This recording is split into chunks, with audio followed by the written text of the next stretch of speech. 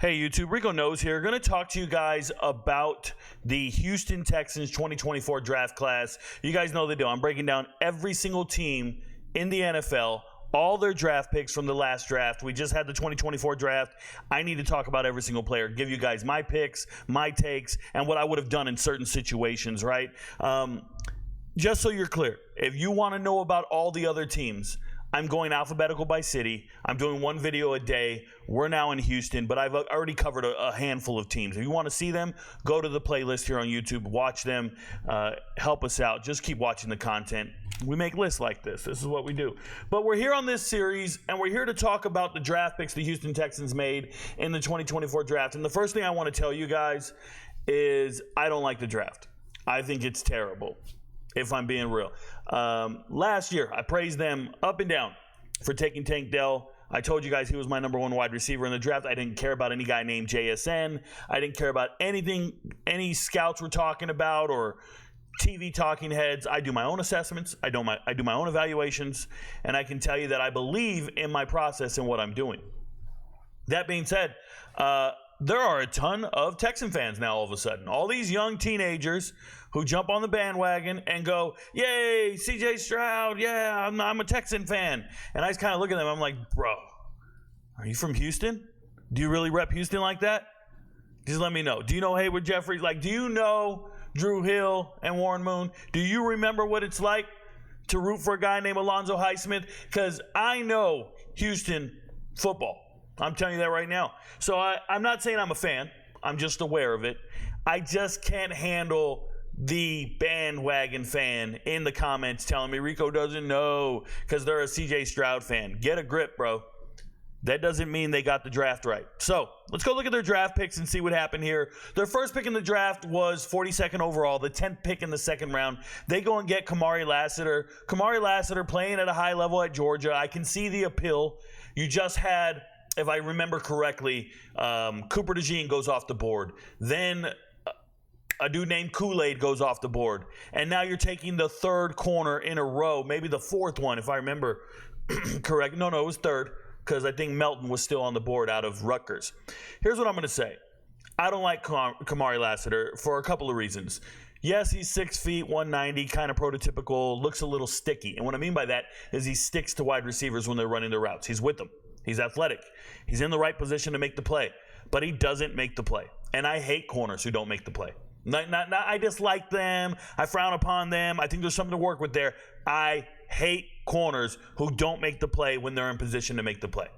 You want a one-way ticket out the room? Like if we're watching film and I'm sitting there with the players and we're watching film and I see a play where you could have made the play, I don't get excited about it.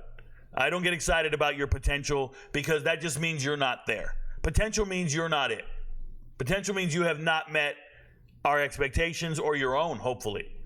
I'm telling you, Kamari Lassiter has one interception in his college career. One. And before you go naming all the other famous guys who might have one interception, I'm going to tell you about 1,000 other defensive backs who have no interceptions in college and didn't make it. There's 1,000. Don't give me all them other anecdotes. Kamari Lassiter has one interception. It was in 2021 against Vanderbilt, Mike Wright. I think Mike Wright went 3 for 9 that game. It was like a 62-0 blowout. And this guy got a trash interception. He hasn't had another one since high school. So I don't like to draft players into the highest level of football when they haven't done the thing that you expect them to do. Period.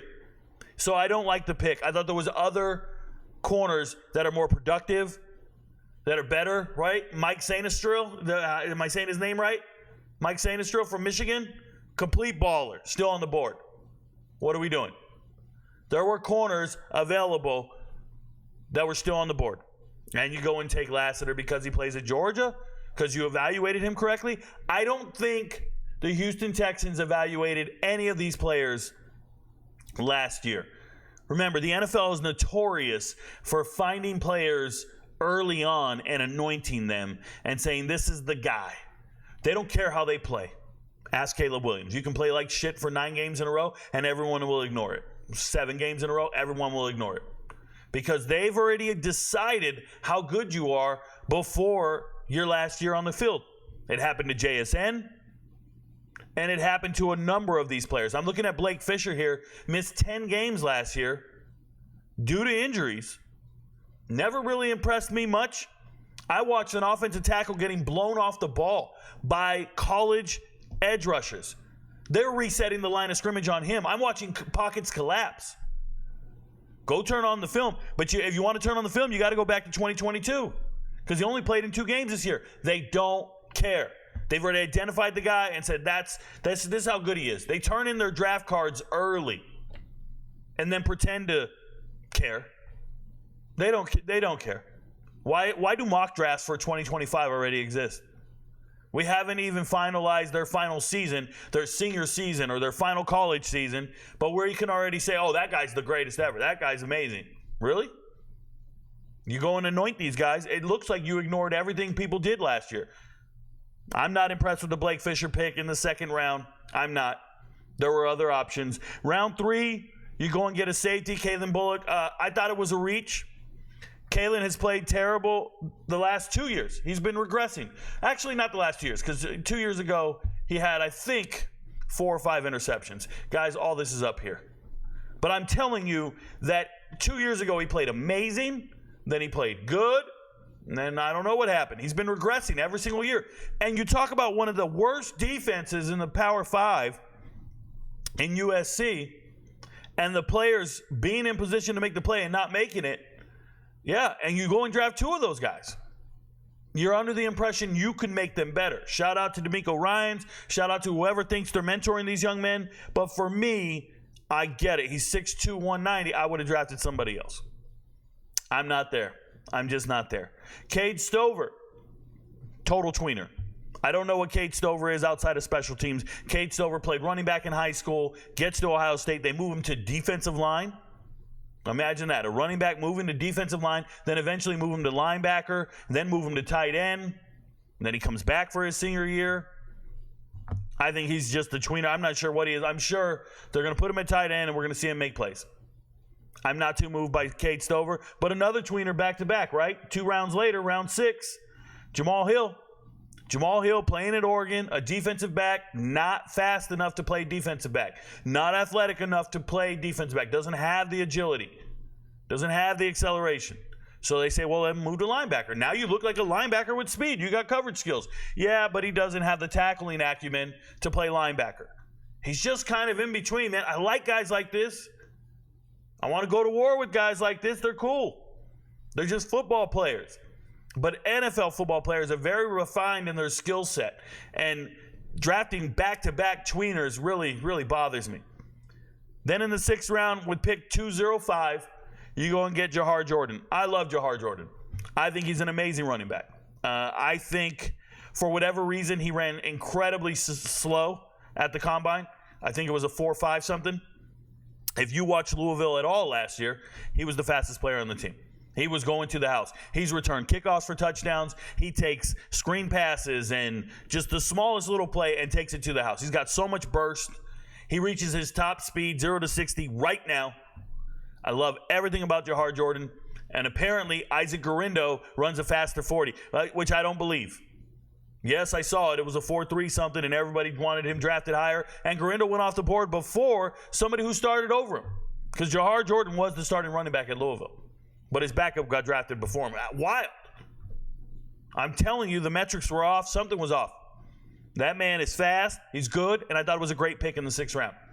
But it also goes to show that they don't care how players performed last year. They don't care. They already valued Jiar Jordan as a 6th round running back before he ever played. And the way he played last year, you should not have ever thought, oh, that guy's 6th round. Nope, that's a 4th round running back. But you already labeled guys the way you did.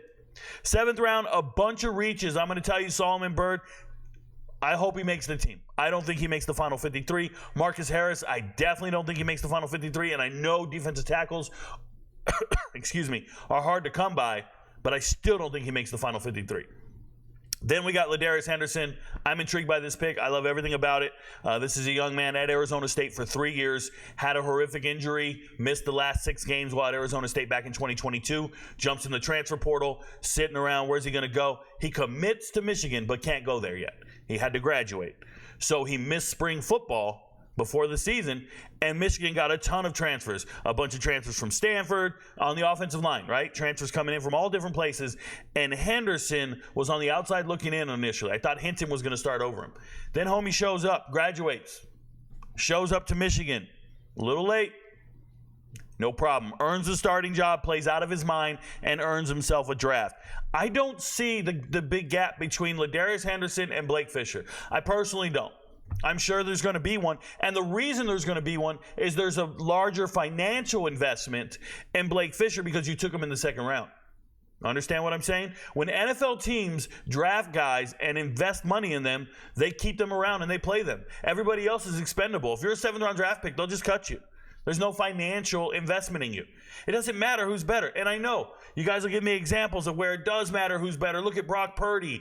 Brock Purdy became the starting quarterback, and he was the last guy taken. Yeah, you know what had to happen? The coach and the GM had to walk into the owner's office and ask for permission to start the better player. It's crazy. The NFL is notorious for this. If they have a larger financial investment in a player, they're going to keep him around. And if they aren't financially invested in a player, well, he never gets the start. It's why I can't support the NFL. Right? It's why Tony Pollard was backing up Zeke Elliott for 3 years. And everybody's looking around going, why does Zeke get the first carry of the series and then they bring in the real running back? Explain that to me. Nonetheless, shout out to the Texans. I think they did terrible this draft. I loved the draft last year. This one doesn't really move me. Your friends don't know, but Rico knows.